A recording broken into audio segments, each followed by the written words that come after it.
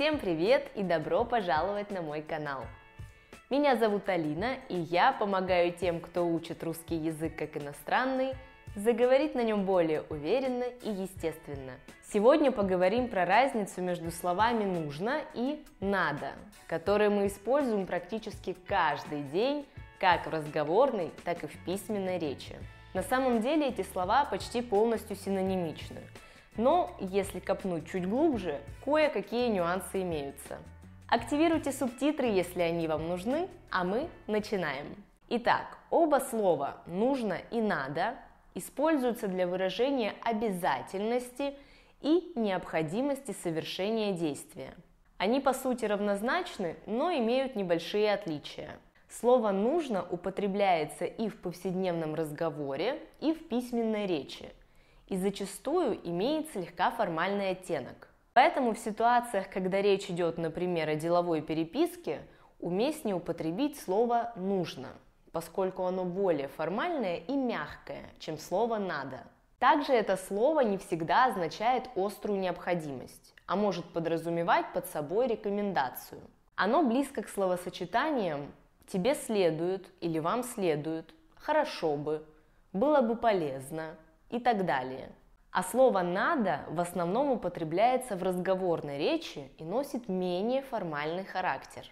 Помимо обозначения необходимости в чем-либо, «надо» может выражать приказ или рекомендацию.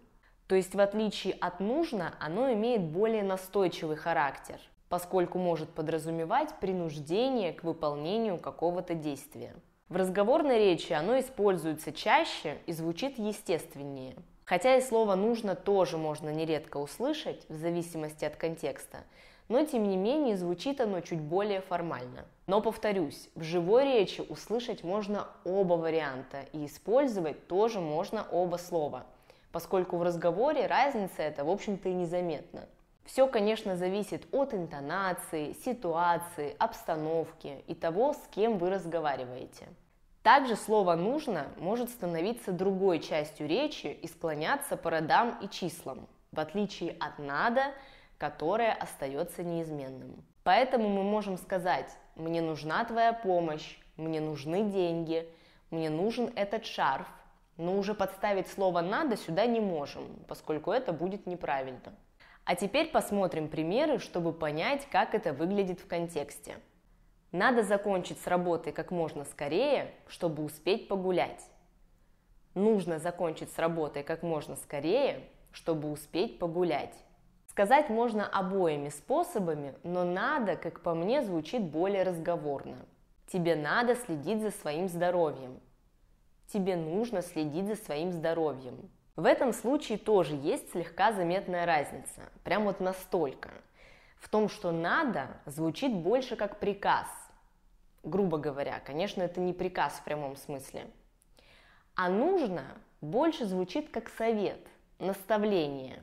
Опять же, сказать можно обоими способами, ошибки в этом не будет. Более явно разницу между условным приказом и просьбой-советом можно увидеть в отрицании с этими словами. Например, «не нужно этого делать», «не надо этого делать». В первом случае это больше слышится как просьба «не стоит этого делать», а во втором как приказ «не делай этого». То есть я тебя не прошу, а говорю, чтобы ты этого не делал. Звучит чуть более строго. Нам нужно встретиться завтра утром, чтобы обсудить важные вопросы. Нам надо встретиться завтра утром, чтобы обсудить важные вопросы. Со словом «надо» есть устойчивые выражения, которые используются только с ним.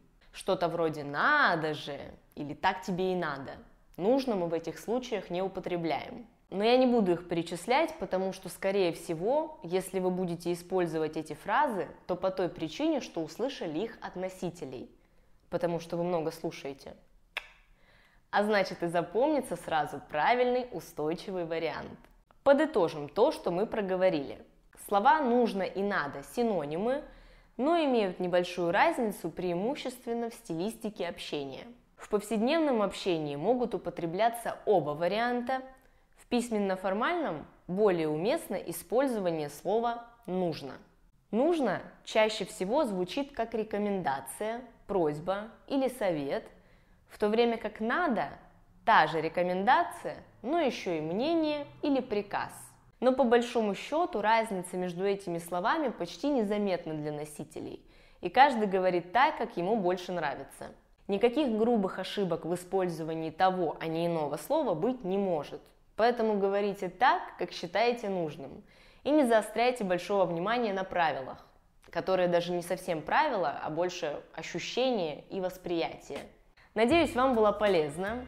Ставьте лайк, если вам понравилось это видео. Подписывайтесь на канал, если еще не подписаны. А я вас благодарю за просмотр и увидимся в следующем видео.